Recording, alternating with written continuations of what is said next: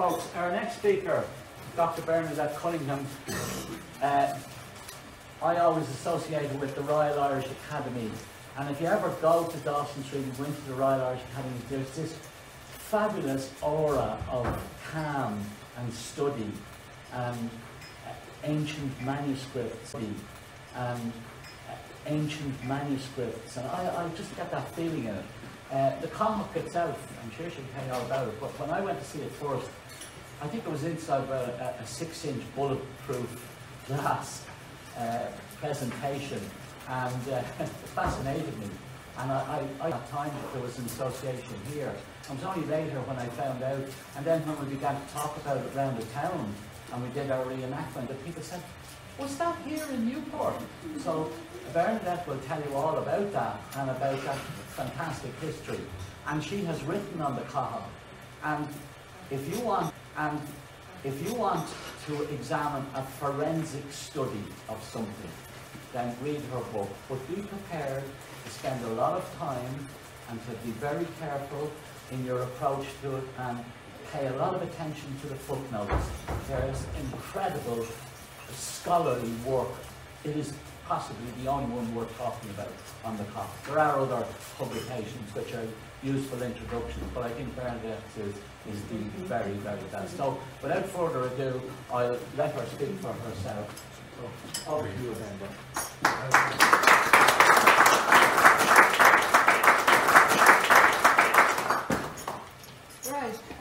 So we're talking about a manuscript that's 1400 years old, or thereabouts, right?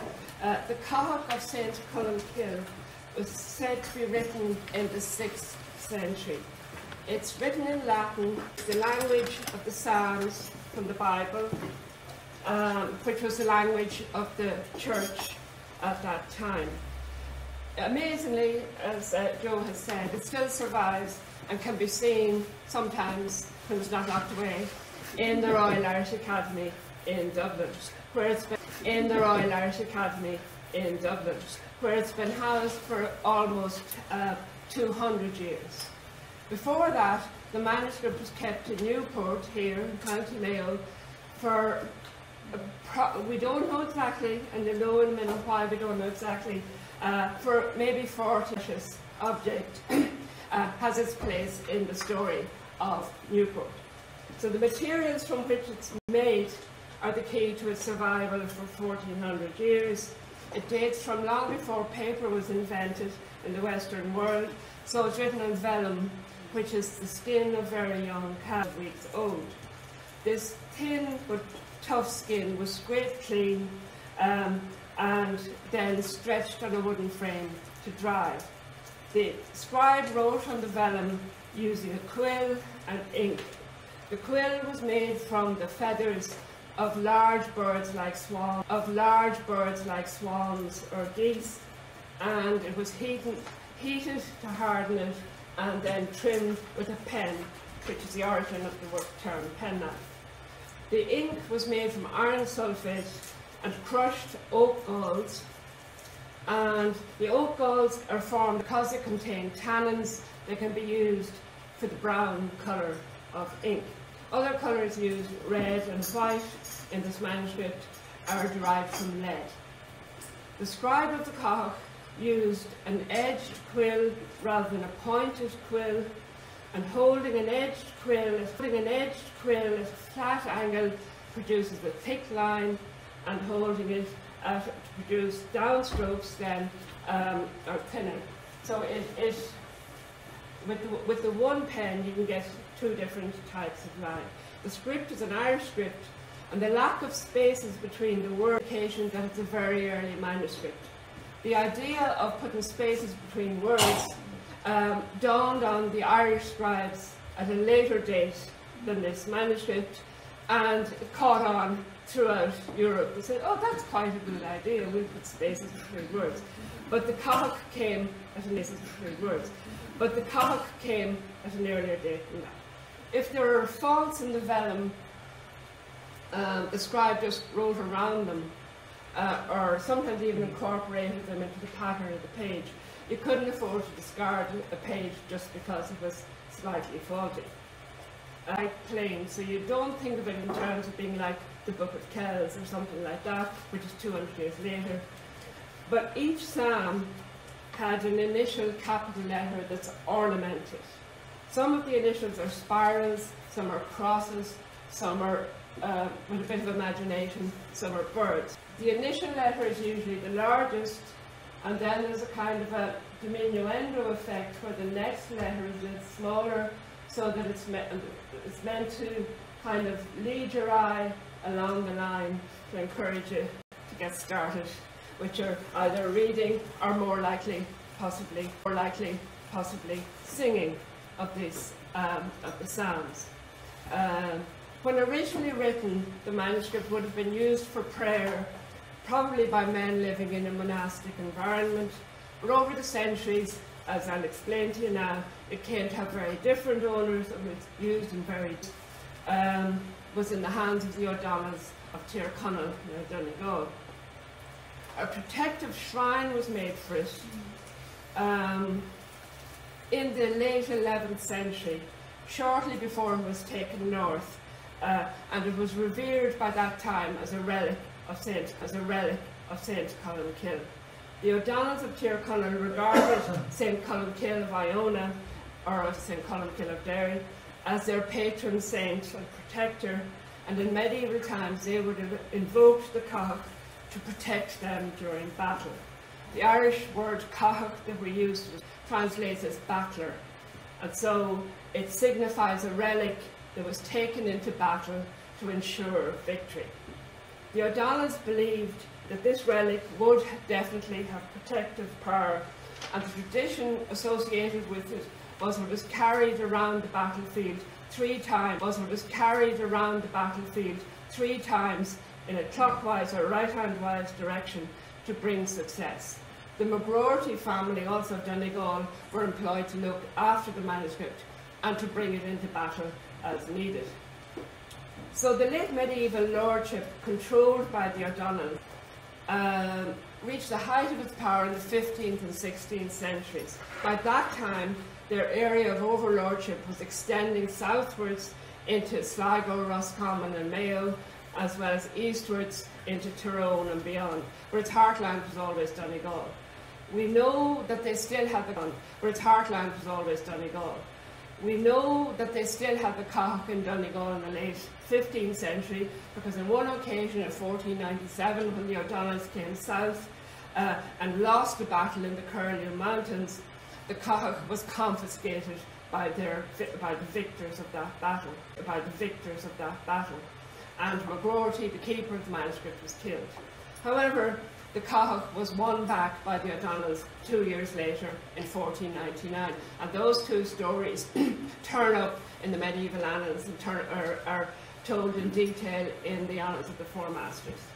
When the Cathach was taken into battle, the vellum manuscript, as I described, was protected by this metal book shrine.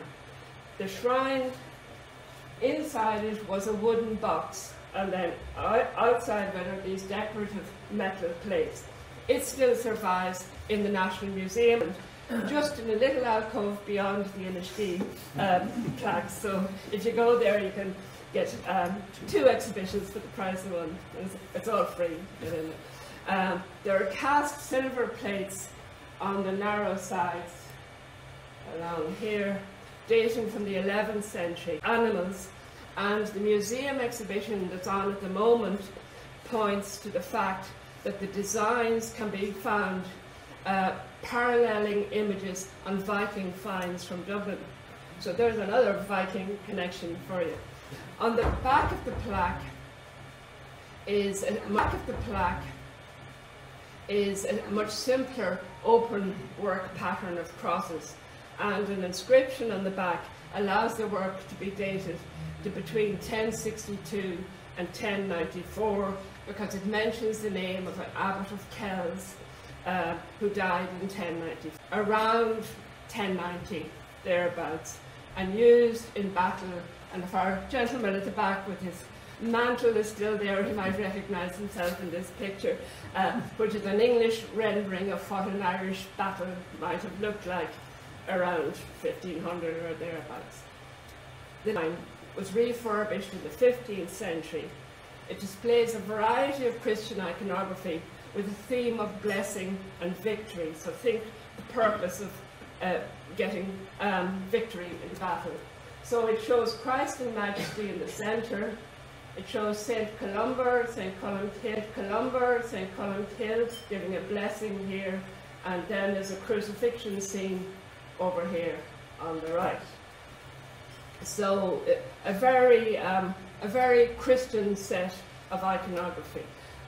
Later, some decorative stones were added to the lid, partly obscuring the earlier decoration. So not a very accomplished improvement in the 15th century. Again, I mentioned Colum Cille. We keep coming back to him. Said to have written the manuscript. This is an early 16th century image from a manuscript that I'll explain to you in a second. St. Colum Cille is said to have gone from Donegal to Iona as a pilgrim for Christ, and his departure for the remote island of Iona from the duties that he would have had to fulfill as the son of a king. So think kind of Harry and Meghan wanting to get away from the day job and going off to Iona. So Iona became the centre of Colum Cille's activities, but he also founded monasteries in Ireland, at Durrow, County Offaly, possibly at Kilmore, County Cavan, and places like Derry, and later Swords and other settlements, monastic settlements in Ireland, were later associated with the cult of Colum Cille. He is said to have studied with St. Finian of Colum Cille.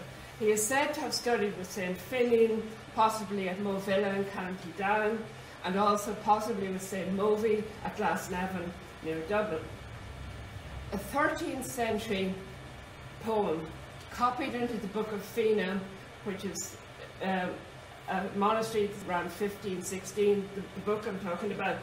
It preserves 13th century poems from Donegal, and is the earliest surviving text that mentions the Cathach story and with the saint.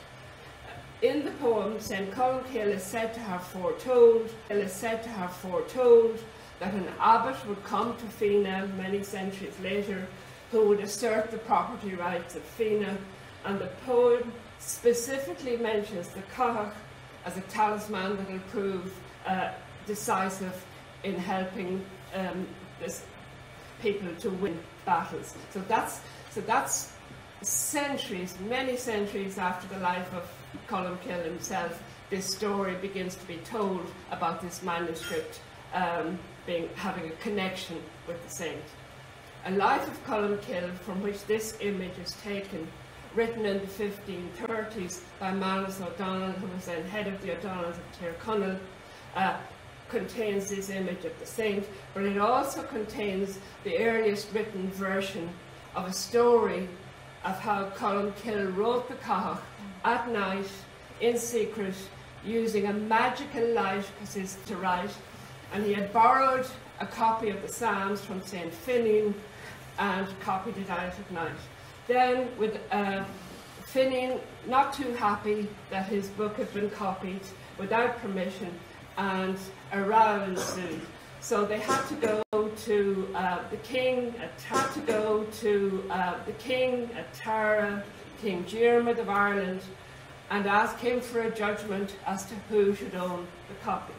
So the story that's told, and this is in Brian Lacey's translation from the Irish, Finian told his story first to the king, saying, "Colum Cille, my book is mine.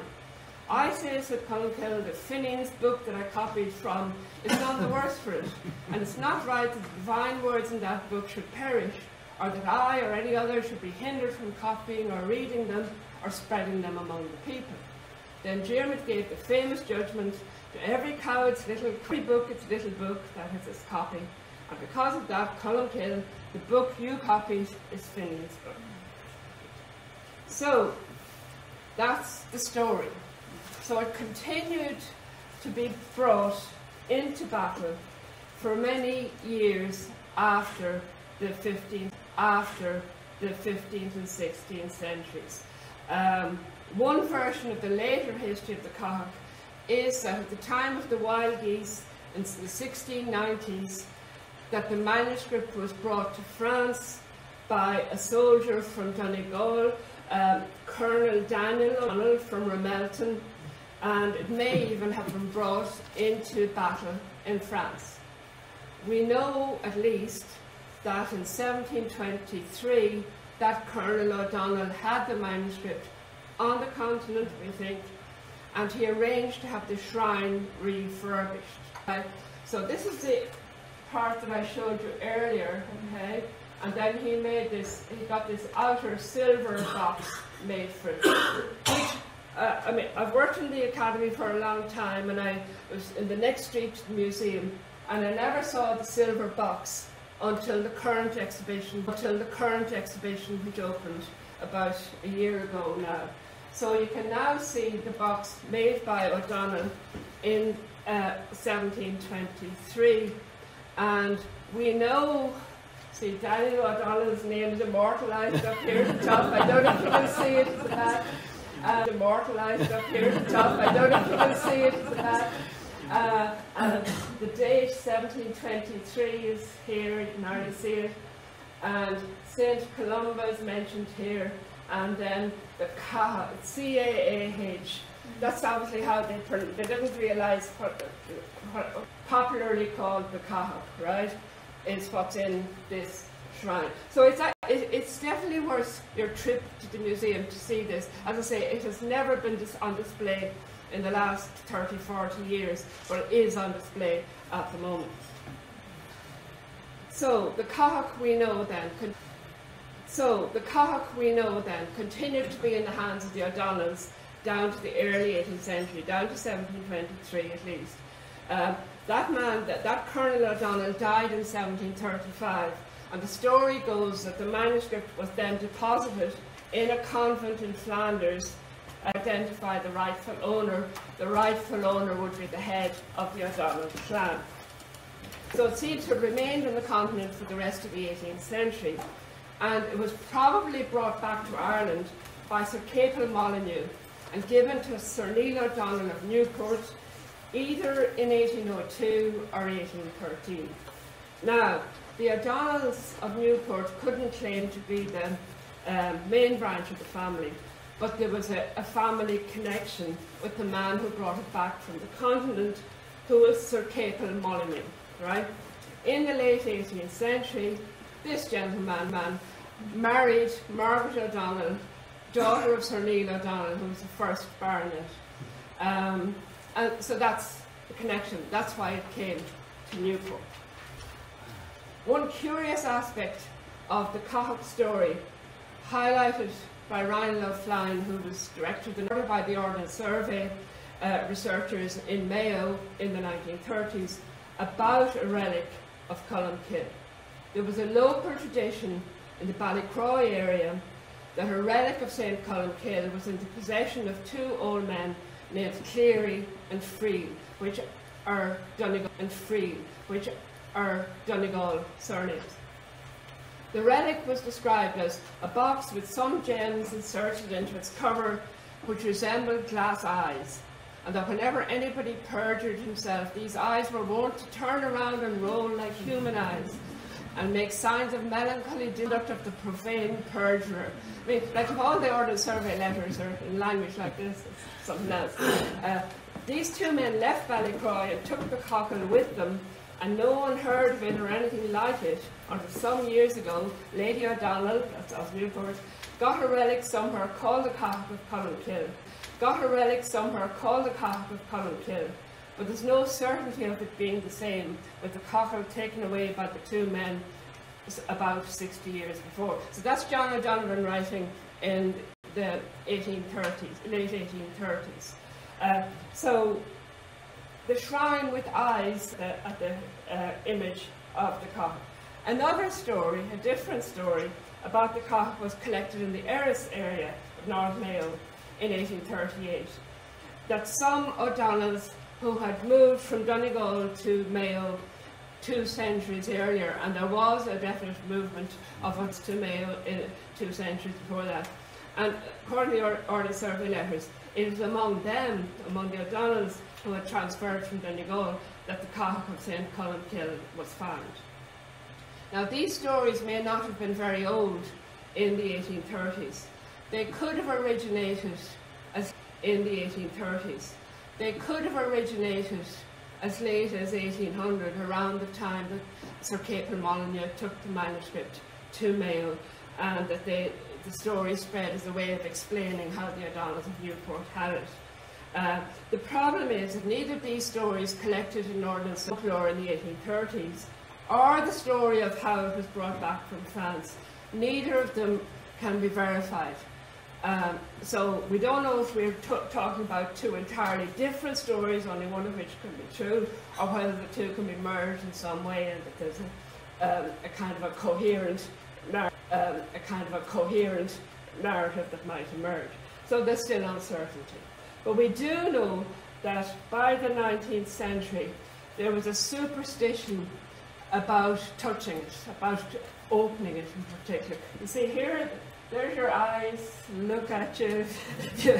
Anyway, in spite of the superstitions, a man called Sir William Beetham, who was a heraldic artist and who made contact with the O'Donnells of Newport because they wanted to prove their status and their heredity, and they employed Beetham to work on their behalf.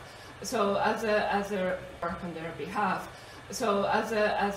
compensation, they allowed him, he says, to open the shrine. So he took it to Dublin with him, and Sir Neil O'Donnell went with him, and Sir Capel Molyneux went with him, and they took a screwdriver to it and looked what happened.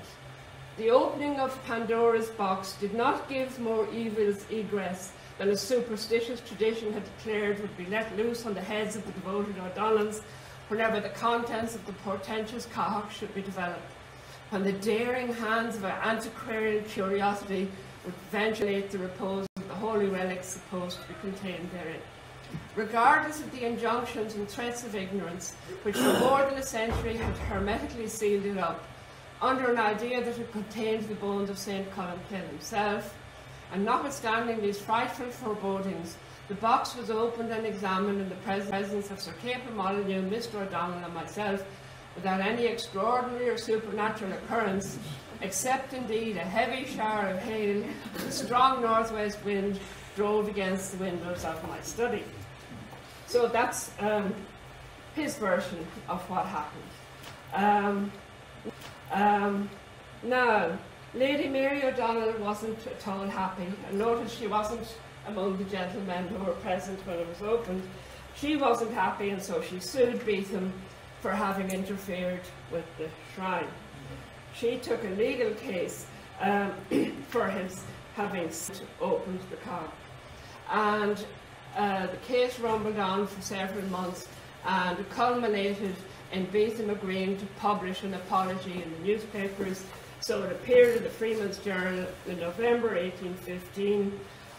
Sir William Beetham most respectfully presents and sincerely laments his having indiscreetly opened the sacred and ancient relic of the O'Donnell family committed by her to his care. Sir William assures her ladyship that such his conduct was occasioned by an anxious curiosity to explore the contents of so ancient a relic, and not at all from the slightest intention of violating its sanctity or wounding her ladyship's feelings. He apologises and hopes she'll accept this. Now, he also had to agree to pay her legal costs, which amounted to £264 in 1815, so that's quite a lot of money. Unsurprisingly, she almost had to take another legal case to extract that money.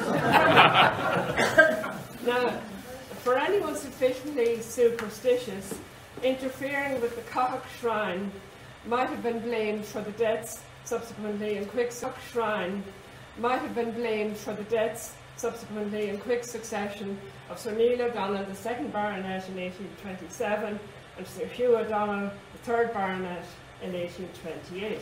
But as I say, just throw that out there. In the statement in court in 1814, Beetham had described how, before he opened the shrine, he had attempted to establish what might be inside. He used a thin piece of wire inserted into a small gap through the metal box, so probably somewhere along here, and could feel what he thought was vellum inside.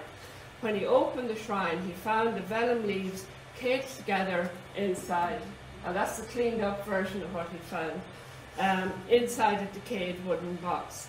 He found also what was probably a binding, a piece of board covered with red leather. Known about the piece of board, the red leather, he apparently threw it away. He also appears to have thrown away any of the pages of vellum that were particularly badly damaged. So that what's preserved now is only from Psalm 30 to Psalm 100. So there's a lot missing at the beginning. 110 survive. Anyway, it remained in that condition for some time, and after an interlude of some decades, while the manuscript was returned here to Newport, Sir Richard O'Donnell, who was the fourth Baronet, I think, handed it over to the Royal Dublin Society in 1842. And he then seemed to realise that wasn't where he was meant to give it. He was meant to give it to the Royal Irish Academy, which was 2 doors away in Grafton Street at the time. And so in May 1843, it had to be displayed beside the Cross of Colum and stored securely at night in a fireproof box. So when the Academy opened a new museum building in Dawson Street in the 1850s, the Cathach shrine did go on display there next to the Cross of Colum and other items that are now in the museum. In the 1930s, the shrine was transferred to the National Museum, but the manuscript was kept by the Royal Irish Academy, where it still is. In the 1920s, the vellum manuscript was transferred to the British Museum for conservation work, and the leaves were separated and mounted into individual paper frames overlaid with white net, which was the standard technique 100 years ago. Where in the 1980s, a more detailed conservation job was done when the individual leaves were again washed, cleaned, flattened, mounted on new vellum, and then stitched and sewn into a bound volume with oak boards and a pigskin spine, so that it now functions like a real book. You can turn the pages, no bother. So that is now what you would see if you go to see the manuscript in the Royal Irish Academy, and as I say, you have to go to the museum to see the shrine. More recently, the manuscript has been digitised, and this is my last slide. The manuscript has been digitised, and this is my last slide, page by page by the Dublin Institute for Advanced Studies, and so you can see images of each page free online on the Irish Script on Screen website. And thus, to come to the end, the manuscript that was copied by magical light 1400 years ago can now be seen by anybody with the magical light of the internet, so that now there are potentially limitless numbers of copies of the Cathach that can be, or say Colum Cille would have to admit was a little bit magical. Thank you.